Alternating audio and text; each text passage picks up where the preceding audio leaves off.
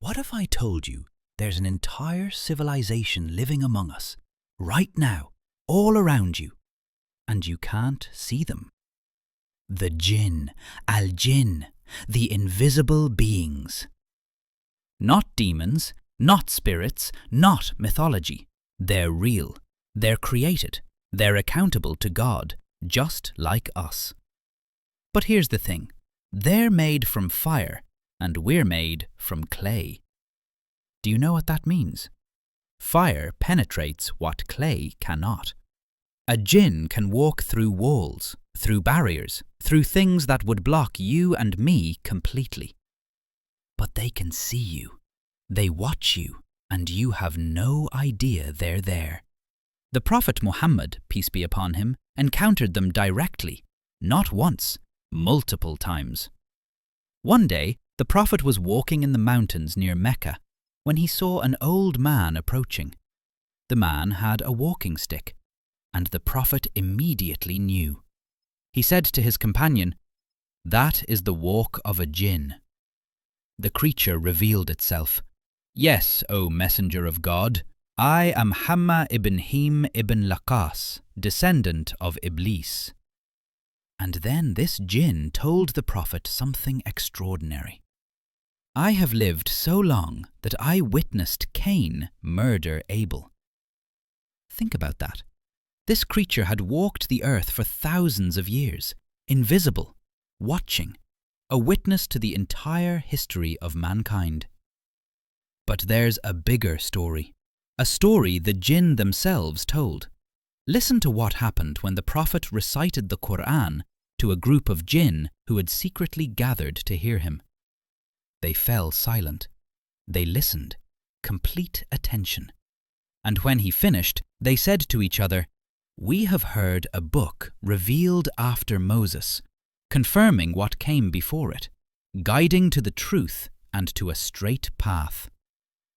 These invisible beings, these creatures of fire, understood the message of the Qur'an, and they accepted it. But here's what amazed the Prophet even more. The jinn responded to Surah Al-Rahman with more enthusiasm than the humans did. Every time the Prophet recited, "Which of the favors of your Lord will you deny?" the jinn would respond in unison, "By neither of your favors, O Lord, do we deny anything. To you be all praise." Perfect. Synchronized, united, not a single voice dissenting. Meanwhile, the humans? Some believed, some doubted, some mocked. The invisible creation responded better to God's word than the visible creation did. Now, you might ask, what about the evil jinn? What about the ones that cause harm? Just like humans, the jinn have choice. Some are believers, some are deniers, some are righteous, some are corrupt. The Qur'an tells us, "And among us are the Muslims, and among us are the unjust." That's not talking about humans, that's the jinn speaking. And that's the real miracle. God didn't just create one world, He created two. One visible, one invisible. Both held to the same standard of justice. The jinn have the same choice we have. Accept God's guidance or reject it. Obey or rebel. Believe or disbelieve.